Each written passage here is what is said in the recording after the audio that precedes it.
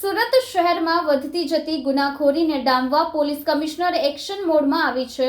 ભેસ્તાન બાદ અમરોલી વિસ્તારમાં પોલીસે અલગ ટીમ બનાવી કોમ્બિંગ યોજ્યો હતો। અમરોલી વિસ્તારમાં રાત્રિ દરમિયાન વિશેષ કોમ્બિંગ હાથ ધરવામાં આવ્યું હતું, જેમાં ડીસીપી, એસીપી, પીઆઈ અને 100થી વધુ માણસો આ કોમ્બિંગમાં જોડાયા હતા, જેમાં પોલીસની અલગ અલગ ટીમો બનાવવામાં આવી હતી। આ ટીમોએ ફિઝિકલ વાયોલન્સ અને અન્ય ગુનાઓમાં સંકળાયેલા આરોપીઓના ઘરો ઉપર સીધી કાર્યવાહી હાથ ધરી હતી। અમરોલીના કોસાડ, આવાસ, છાપરા ભાઠા, વરિયાવ, ઉત્તરાયણ વિસ્તારમાં ચેકિંગ કરવામાં આવ્યું હતું। અગાઉ ગુનાહિત પ્રવૃત્તિ ધરાવતા આરોપી હાલમાં શું કરી રહ્યો છે અને તે ઘરમાં હાજર છે કે કેમ તે અંગે તલસ્પર્શી તપાસ કરવામાં આવી હતી। આ ઓપરેશનમાં 100થી વધુ પોલીસકર્મીઓ સામેલ થયા હતા। રાત્રિના અમરોલીમાં અંદાજિત 4 કલાક ઓપરેશન ચાલુ હતું।